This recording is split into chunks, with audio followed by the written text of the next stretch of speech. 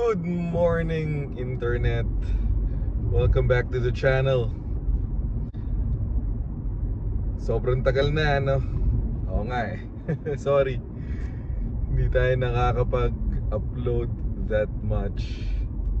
Kasi kung napansinin nyo, bumalik ang inyong lingkod sa Canada. Mahabang storya. Siguro next time pag-usapan natin. Pero as of now, welcome to Calgary! Welcome to Calgary. Ang pronunciation nila dun is Calgary. Walang ga. Calgary. Siyempre pag Tagalog ka, sabi mo Calgary. Pero first time ko rin sa Calgary. So last year lang. So nung na-move kami dito, first time rin namin. So medyo kinakapa-kapa pa yung sections. Apparently dito pala sa Calgary, dito sa Calgary, arte, no? Pero dito sa Calgary, ilang beses ko ba uulitin yung dito sa Calgary? Okay. Hindi natin na-edit eh, so hindi naman, hindi natin na-edit yung video. So anyway, tuloy na tayo. Dinivide nila into 4 quadrants. So nandito tayo ngayon sa northeast. Tapos merong northwest, merong southeast, at merong southwest. Yung downtown mismo, mga parte-parte siya. May mga parte na nasa southeast, may parte na nasa northeast, may parte na nasa yun nga. So ngayon nandito tayo sa northeast.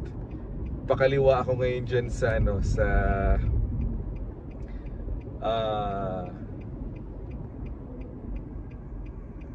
sa Metis Drive. So pakaliwa tayo ngayon dyan sa Metis Drive. And magta-travel tayo south. Susunod tayo kay Mrs. So travel tayo south. Tutumbukin natin yung tinatawag nilang Memorial Drive. Yung Memorial Drive, pag kumanan ka doon, dire-diretso na sa sa downtown Calgary. Pero ngayon, tour muna natin tayo. Sama kayo sa akin sa sa area na to. So nakikita niyo sa left, yung pula-pula na yan.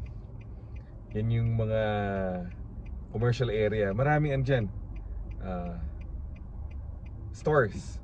Ngayon, itong area na to, maraming immigrants, and karamihan ng immigrants dito mga galing sa South Asia.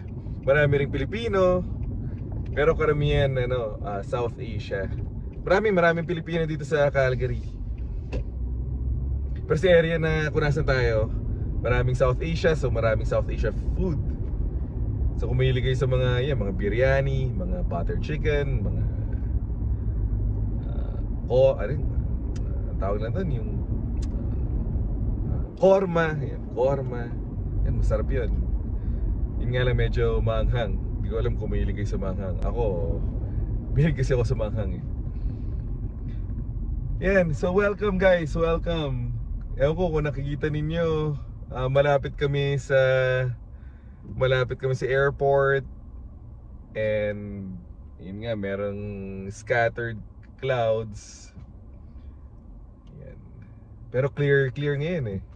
Except dun sa siguro up ahead. Pero clear ngayon. Sobrang tingkad ng araw. Dito sobrang tingkad ng araw. Pag tinanggal mo yung shades mo, parang halos wala ka nang makita. And so tutubukin natin to, dire-diretso tayo sa Metis Drive. And since hindi natin kinakat yung videos, kung medyo ma-traffic. Pero at least nakikita nyo, nakakapasyal din kayo. So yan, kumusta na? Oh, mag-election na. So, sino si BBM, si Lenny, si Isko, si Pacquiao, si Ping. Ilan ba? Meron pa ako nakakalimutan, isa. So, sino boboto nyo? So, So, meron bang BBM dito? Taas kamay. Meron bang Lenny? Taas kamay. Meron bang Isko? Meron Ping? Siyempre, may kanya-kanya tayong, kumbaga, may kanya-kanya tayong manok, di ba? So, meron dyan siguro dyan mga kanya-kanyang manok. In the end, hopefully, hindi tayo mag-away-away. Diba? Yun lang naman yun. Kung sino yung maboto, kaya gusto natin kung hindi, yun ang maganda sa demokrasya. Minsan, gusto mo yung kandidato at minsan manok mo yung mananalo. Minsan hindi rin, di ba? And that's good. Kasi hindi naman natin pwedeng i-claim na lagi tayong tama. Minsan, kala natin tama tayo, pero hindi talaga, di ba? So maganda rin na minsan manok natin yung mananalo, minsan hindi. So ano napapansin nyo guys? Ano na, no? Spring. And dahil sa sunlight, napapansin ko pagka ni-render, pagka ini-edit ko na yung videos, may angulo na lumalabas sa camera, ano? Yellow. Siguro dahil siguro depende sa state ng damo. Kung yung grass green pa, green na, I mean. So maganda yung kalalabasan sa video. Kung medyo tuyo pa siya, ano pa lang siya, patubo. Napapansin ko pagka ni-render, pagka ini-edit ko na yung videos, may angulo na lumalabas sa camera, ano? Yellow. Siguro dahil siguro depende sa state ng damo. Kung yung grass green pa, green na, I mean.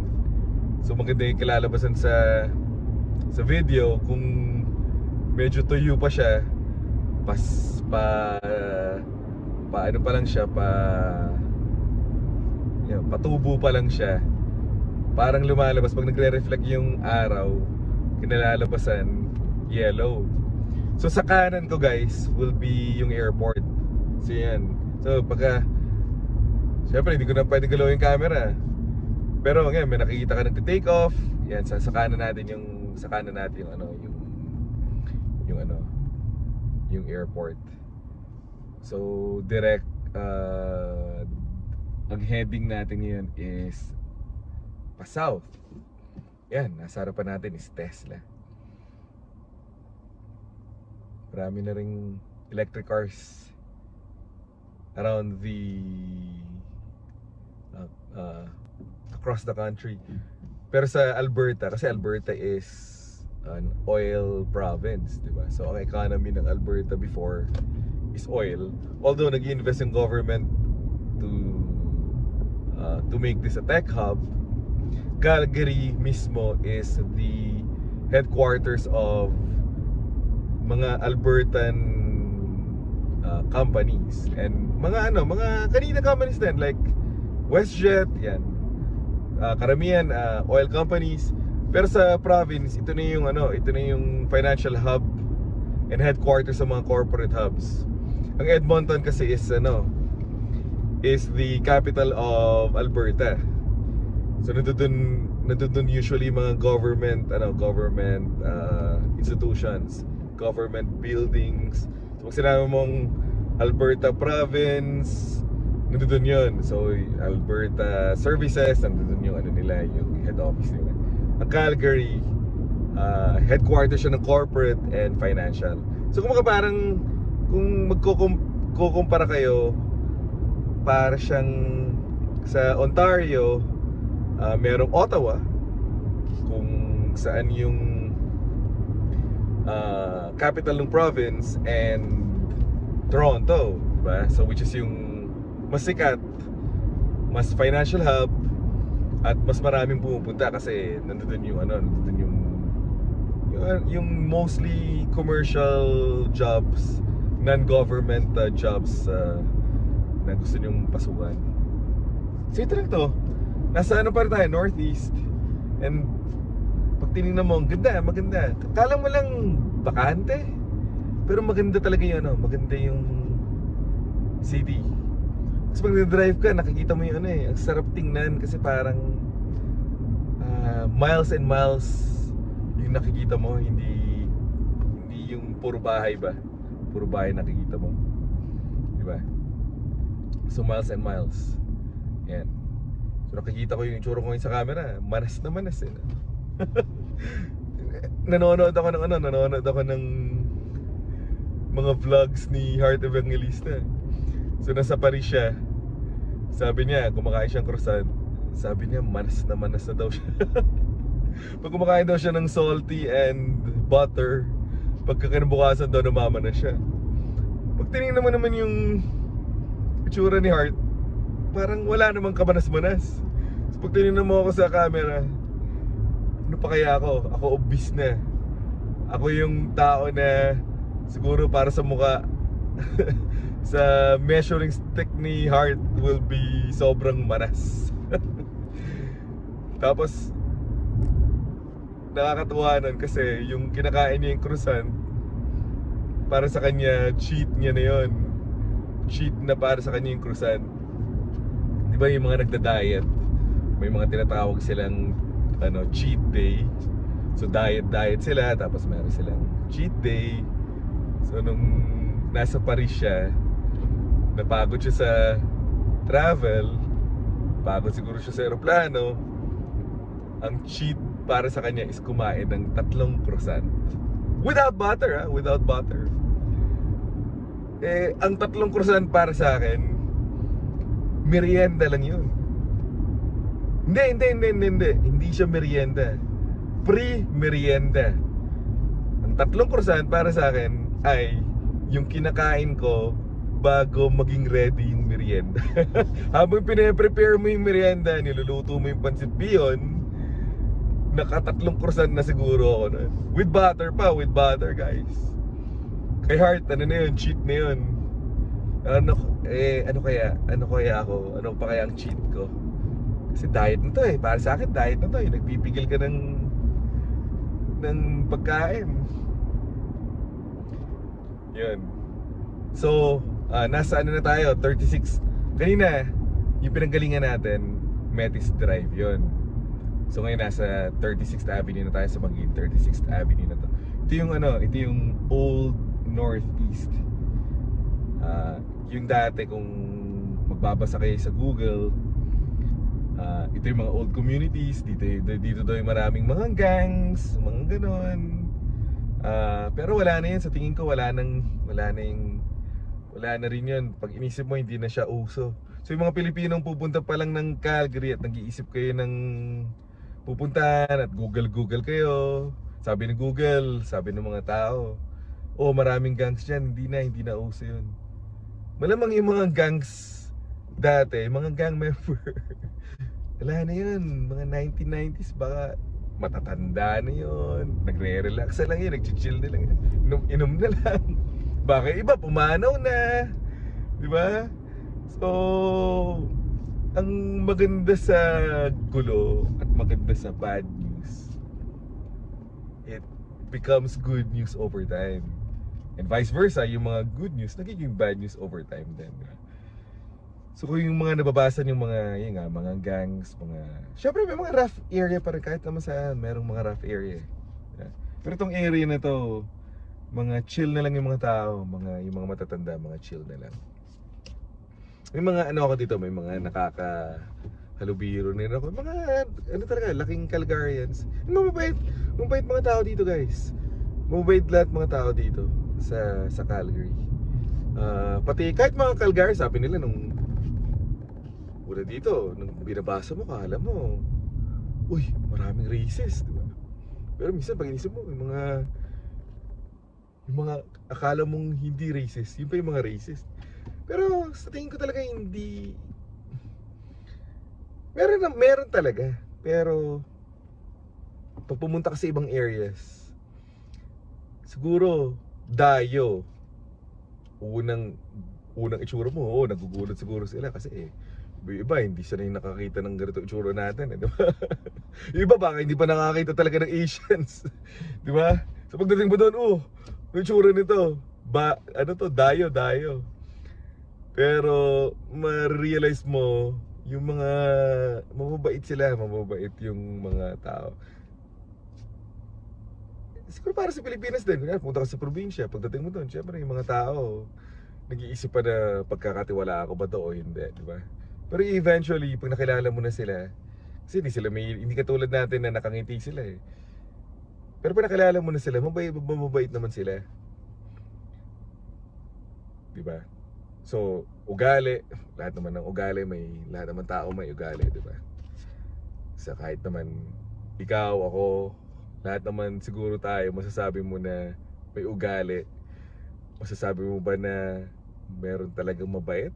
Ewan ko. Siguro yung mga tao na tingin nilang mabait, sila, baka nga mabait talaga sila. Pero ano to guys, dito. So far natutuwa ako sa Calgary. Hindi masyadong magulo kasi nung dati nasa Toronto ako, magulo eh. Masyadong maraming nangyayari. Kasi siguro the more na nagiging busy ang isang city, nagiging scarce yung resources. Syempre nagko-compete kayo sa limited resources, di ba? Yan. So, ewan ko kung nakita. Ito palang nasa kaliwa natin, yan yung Calgary Transit. Streetcar. Nagiging streetcar and all the way to all the way to downtown Calgary. Ang hindi ko alam pa, medyo nalilito pa ako kung ang Calgary ba merong subway. So yun ang alamin natin. So one time pupunta tayo ng downtown. So ngayon, susundo lang muna tayo kay Mrs. And syempre pa-vlog na rin, diba? Kasama ko na rin kayo. Bakit hindi? So sa kanan natin, ito yung Peter, spell ko na lang, hindi ko alam paano pronounce eh. May pronounce eh, Laufeed. Basta yan, Peter something. Yung Peter Laufeed bang pronunciation dyan? Hospital yan. Tapos pagka tinuloy-tuloy mo pa to, tatagusin natin yung Highway 1 or 16. Na ang Highway 1 and 16 siya yung Trans-Canada Highway, di ba? Tapos kaya ako nabanggit yon kasi pag tinagos mo yon, pag lagpas mo dun sa Highway 1, nakikita yung symbol sa kanan, no? Yan. So pag tinagos nyo yung Highway 1, may Jollibee doon. Tapos may Max. Actually bago dumating ng Jollibee is Max. So ngayon gagawin natin, one of these days mag-vlog tayo, bibili tayo sa Jollibee. Tapos kakain tayo, i-review na rin natin ng Jollibee sa Calgary. Tapos tuturo na rin natin sa mga nagva-vlog at yung mga nagtatry ng Jollibee, tuturo na rin natin kung paano talaga kainin ang Jollibee. So nakaka-excite. Natatakam ka rin paminsan. Pero ready na ba ako mag-Jollibee? Syempre, lagi tayo ready mag-Jollibee. Maraming branch. Hindi ko alam kung ilan ang branch. Ang alam ko merong, as of now, ang alam ko merong 3 branch akong alam. So itong dadaanan natin. Tapos merong isa sa may Cross Iron Mills. Cross Iron Mills, ano yun? Tawag nito, Outlet Mall. So kung meron kayong mucho dinero, kung kakasweldo nyo lang, dun kayo, paglagay doon. So marami doon, may mga Nike, may mga Puma, mga milig sa mga rubber shoes. Yeah. So kung nakita niyo may dinaanan na ng camera eh. So hindi ko na mapan eh. Yeah, pero nakita niyo may dinaanan tayong shed. So nandun sila. So nakita niyo sa likod ko, nakita niyo dumaan yung streetcar. Medyo ma-traffic na kasi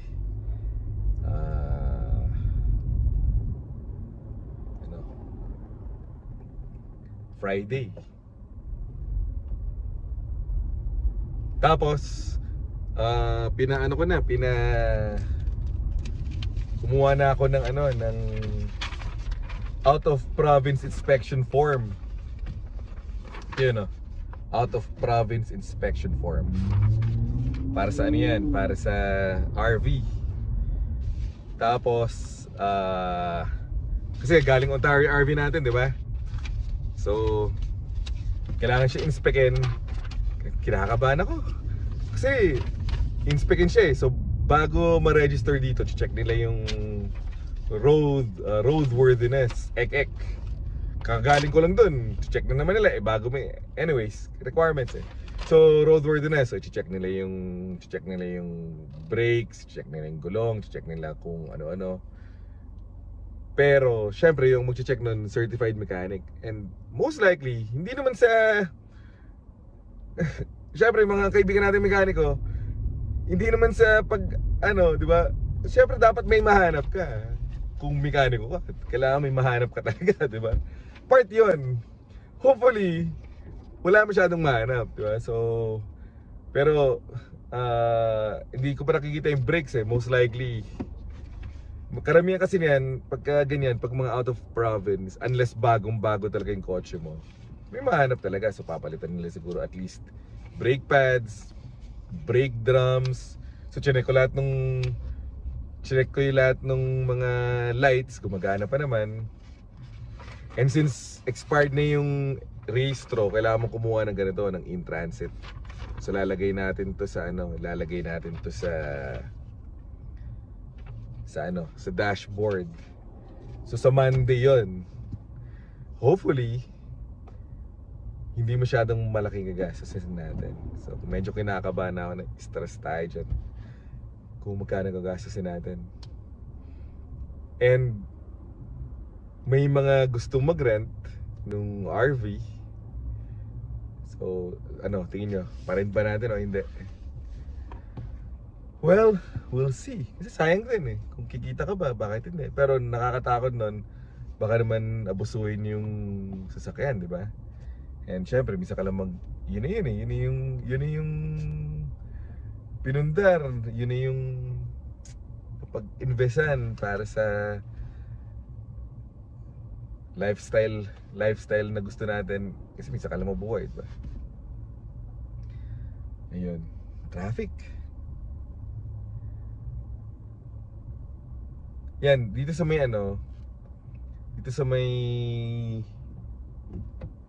kanan, nandiyan yung Max.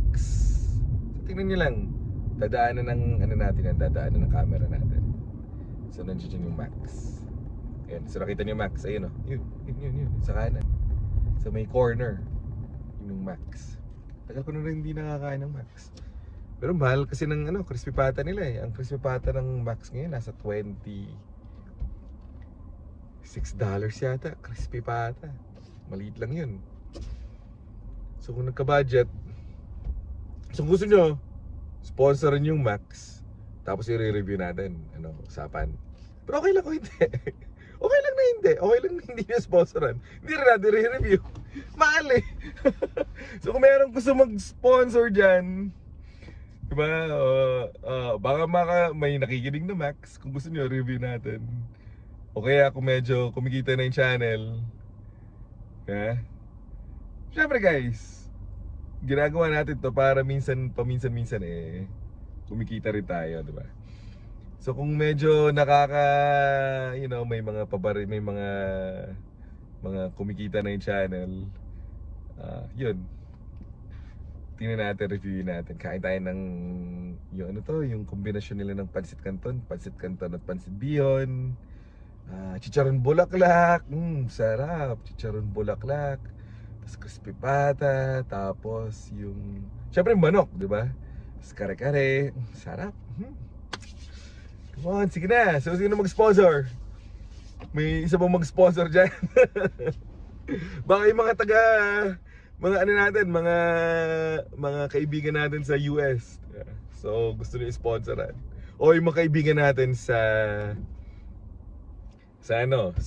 Europe, baka walang Max doon, di ba? So baka gusto nyo sponsoran, re-review natin yung Max sa Calgary.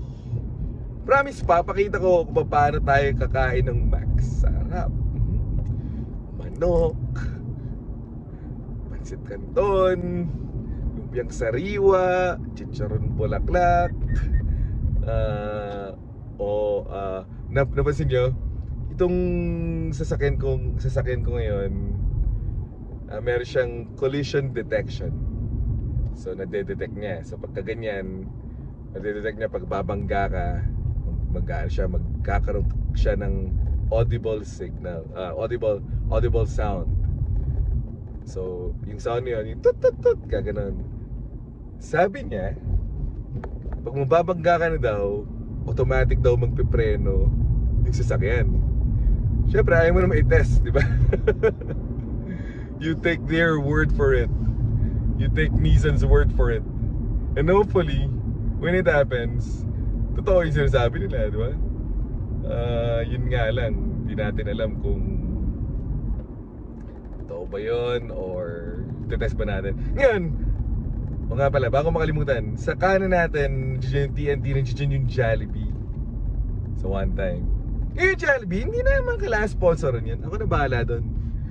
I-video natin. Taste test natin yung Jollibee. Yung Max lang, medyo mahal yung Max eh. Siguro kung bago sweldo. So maraming budget guys. Maraming pinaglalaanan. Ayun. Traffic. So ano, fast forward ba natin to? Kasi kung fast forward natin, hindi tayo makapagsalita, hindi tayo makapag-usap. Pero anyway, so nandito yung Jollibee sa kanan natin. So siguro tapusin na natin yung video dito, no? So next time, dito tayo manggagaling. Kakain tayo ng Jollibee. Taste test natin yung Jollibee. Tapos ikutin pa natin yung ikutin pa natin yung Calgary. So sige, dito na. Tapusin na lang natin dito to. Para hindi masyado mahaba yung video natin. So, next time. Okay, next time, ingat. Boto nyo kung sinong gusto nyo boto. Hopefully, yung mga kandidato na boboto natin will be serving our nation. And hi dyan sa Pilipinas. Ingat kayo lahat sa Pilipinas. Ingat kayo lahat ng mga nasa Amerika. Yung mga nasa Calgary, message kayo. Meet up tayo. Para sa natin, para makapagkwentuhan naman tayo ng Tagalog. Ang hirap pag-English eh. Okay, so till next time, subscribe kung gusto nyo. Kung ayaw nyo, lang yan naman. Subscribe na nga lang gagawin nyo. Ito na nga, hirap-hirap mag-vlog eh, diba? So subscribe, click the subscribe button and like and comment. Okay, so till next time guys, I love you.